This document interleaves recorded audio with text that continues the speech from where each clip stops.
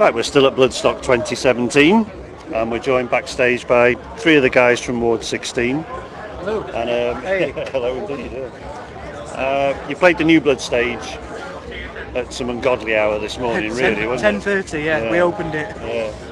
And I made sure I was there to see it because I've been sort of doing my research beforehand on the band. I just fell in love with the album, especially, you know. And I was wondering how that would come across live, you know. And it just fantastic. Oh, good to hear, man. Thank you. So how was it for you guys then? Did it go as planned? Amazing. Yeah. We've had a lot of technical difficulties, haven't we? Yeah. We still sort of pulled through. We said to a few of the interviews that were going on, we were all a bit concerned about having such an early slot because a lot of people have said, oh, do you want to come and watch us? And they go, oh, it's a bit early that, but we packed the place out, man. That was amazing. Yeah. I went down for I think it was the first two songs. I was there at one of the front beams, right. And I think it was when you were playing Siren. I think it was on. Prior to Siren. And I looked round, and it was rammed. Yeah. That was amazing stuff. A sea of faces. Yeah, it was Must have given you such a buzz. It was better than you could ever imagine. It's wonderful. And did you all have a healthy set of nerves before going on then, or was it a Yeah. bit more than I that? think it was too early for them to kick in, I think. I was still waking up. Full zombie. I was really worried. We played Liverpool last week and no one turned up.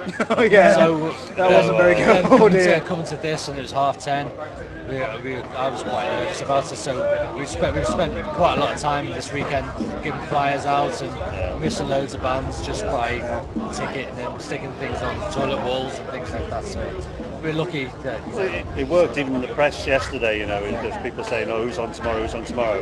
We were like, oh, Ward 16. Ward 16. And there was quite a few people talking, you know. It's good to know that. It's amazing. So you got a Metal to the Masses route, wasn't it? Yes. That was the How one. was that?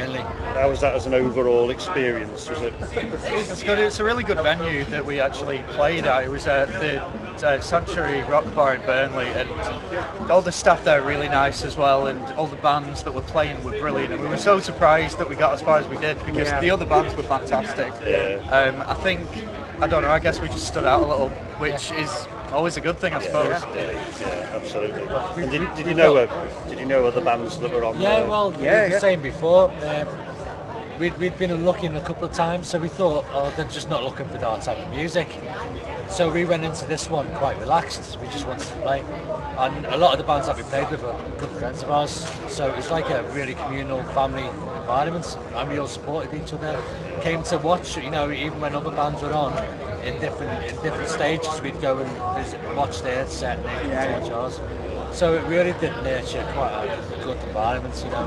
It was a lot more enjoyable than like previous battle of the bands kind of things because there were a lot of other bands that were good friends with, and it was just really nice. It was like a bit of a community of like kind of our friends and stuff. It was really good.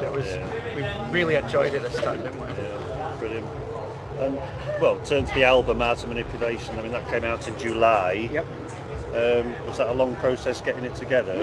Yeah, it took about a year to record that because obviously with there being 6 of us, it's quite hard to sort of get us all in the same place at the same time to get it done, and like obviously working different shifts and all that type of thing. Yeah, it took a full year to get it recorded, mixed, mastered, and then obviously we decided on a release date and then had to plan an album launch party and pick support artists and things like that.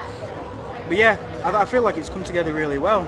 The launch night was amazing. Yeah, It was Preston, was it? Yeah, we launched at the Ferret in Preston, and I've never seen it so busy. It was absolutely amazing. Yeah, we had like a projector behind us as well, showing like short film clips as well that we recorded ourselves, and it's very DIY, wasn't it? We got to go a bit wilder because it was our show, so it wasn't like when we play here, we've got like 15 minutes before, 15 minutes after to get things on and off, so you've got to limit yourself a bit, whereas there it was like, this is our night, we can spend as long as we want setting up. Yeah, be creative with it as well. We could really go overboard with the props and stuff, which was... It's the makeup, I know you can't see it on the microphone, but it's not a gimmick. Well, we don't feel it's a gimmick, it's part of the concept of the album and the story that interweaves it. So it was great that we had an opportunity to really put on a visual show that represented what the audio tell the story start to finish as well. 'Cause it's rare that we've managed to do that. We need like an hour and a half set to do it, don't we? Yeah. Because when you play something like this, although it's fantastic, or a 30-minute set, when Kerry runs on with a chainsaw, people just say, oh, she's got a chainsaw, rather than go, oh, she's got a chainsaw, because that part of the story says, you know, so it's good to actually... I thought it was very brave going for, presumably it's a debut album. Yeah, it is, yeah. To go for a concept album as a debut, it's quite a brave step, really, wasn't it? It's always sort of been the aim to do something that tells a story. It isn't just music, it's a theatrical show, and it's, you know, there's more to it. Every previous album as well, weren't we? But in a way that was a bit difficult because I want all the albums to be connected, not to be completely separate. But the prequels won't contain Jar Jar Binks. He's my favourite Star Wars character. He doesn't know Star Wars. Never even watched it. Now, the band's sound is, well, it's pretty diverse, you know. Yeah. You know, it's not, well, it is metal, but then it's not, and it's all some parts are more heavy than... As a group, you must have loads of different influences. Our music tastes are all completely like different. every member is like influenced by other stuff. Like obviously Jake is more Alter Bridge, Min is more towards things like Stolen Babies, Diablo Swing Orchestra, myself, Arch Enemy, but then there's the classics like Iron Maiden and Guns N' Roses and stuff. There's just so many things coming together. And I'm glad that people enjoy such a mashup of genres that we've sort of put together. It's good to know that it's worked in a way. I think the one thing that links all those bands together is that the bands that we like are quite genuine. You know, there's no you know, I'm not saying sell-out bands, but you know, there's I know what you mean. they're all bands that are actually very much involved in giving the crowd what they want, but also being very, I don't know if the word's traditional, but very much fan-focused. Yeah. I think the band's sound comes across, well, your style, especially on a track like Crystal Ball, because that's got so many different elements in it, doesn't it? So that sort of obviously that showcases goes the from like sound. being a carnival to like a thrash riff in the middle, and then goes back to being a carnival. The one that really struck me while I was listening to the album was Hold Me. All right. The solo, obviously. At the My end, baby you know. that I never get to play. And I was wondering whether that would be in the live set, because it's not strictly a metal song, is it? You know? Very, very rare. That was rare. It's hard to pick a set list for Bloodstock in general. Obviously, things like Hold Me go, they might not work out very well, but obviously then the rest of it go. There's so much, like you've said, so many genres and influences, and I go, what's going to go down well? So it's really hard. I mean, stuff like we usually play Toy Box at pretty much every gig, don't we? Because we know it's quite a crowd pleaser, but that's not really metal, is it? It's not metal song. So we come to Bloodstock and then we're like, do we play it? Do we not? Well, do what we want to do. That was the one tonight. Well, this morning, that was the one. It was really good. Yeah, excellent.